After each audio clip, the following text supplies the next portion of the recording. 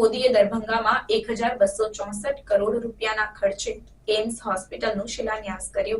પ્રધાનમંત્રી નરેન્દ્ર મોદીએ 13 નવેમ્બર 2024ના રોજ બિહારના દરભંગામાં નવી એમ્સ હોસ્પિટલનો શિલાન્યાસ કર્યો।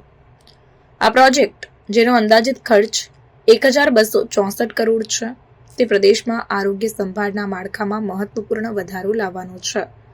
હોસ્પિટલ શોભન ભરોલ બાયપાસ પર દરભંગા શહેરથી માત્ર 5 કિલોમીટર દૂર સ્થિત હશે। ત્યારે એમ્સ દરભંગાની સ્થાપના મિથિલાના લોકો માટે ગૌરવનો ક્ષણ માનવામાં આવે છે। તે વિસ્તારમાં આરોગ્ય સંભાળ સેવાઓમાં ક્રાંતિ લાવવાની અપેક્ષા છે।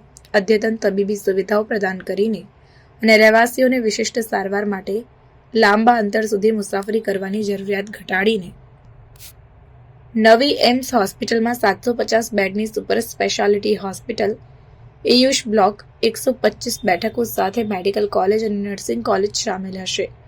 ઉપરાંત સુવિધામાં સ્ટાફ માટે રહેણાંક વ્યવસ્થા અને દર્દીઓના પરિવારજનો માટે નાઇટ શેલ્ટર શામેલ હશે। શિલાન્યાસ સમારોહમાં બિહારના રાજ્યપાલ રાજેન્દ્ર અર્લેકર, મુખ્યમંત્રી નીતિશ કુમાર અને કેન્દ્રીય મંત્રી ચિરાગ પાસવાન સહિતના અનેક મહાનુભાવો હાજર રહ્યા હતા। તેમના સંબોધનમાં પીએમ મોદીએ દેશભરમાં આરોગ્ય સંભાળની એક્સેસ અને ગુણવત્તામાં સુધારો લાવવાની સરકારની પ્રતિબદ્ધતા પર ભાર મૂક્યો। તેમણે હાઇલાઇટ કર્યું કે એમ્સ દરભંગા મિથિલાના લોકોની જ નહીં પરંતુ પડોશી વિસ્તારો અને નેપાળના લોકો માટે પણ લાભદાયી બનશે।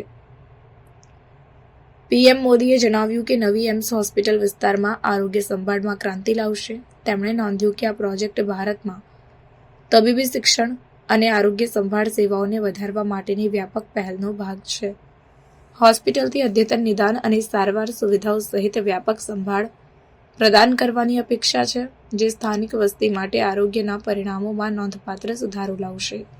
એમ્સ દરભંગાની સ્થાપના દરેક માટે એક્સેસ અને સસ્તી આરોગ્ય સંભાળની સરકારની દ્રષ્ટિ પૂર્ણ કરવાની દિશામાં એક પગલું છે। અપેક્ષા છે કે હોસ્પિટલ ટોચના તબીબી વ્યવસાયિકો અને સંશોધકોને આકર્ષશે, જે બિહારમાં આરોગ્ય સંભાળ સેવાઓની ગુણવત્તામાં વધુ સુધારો લાવશે।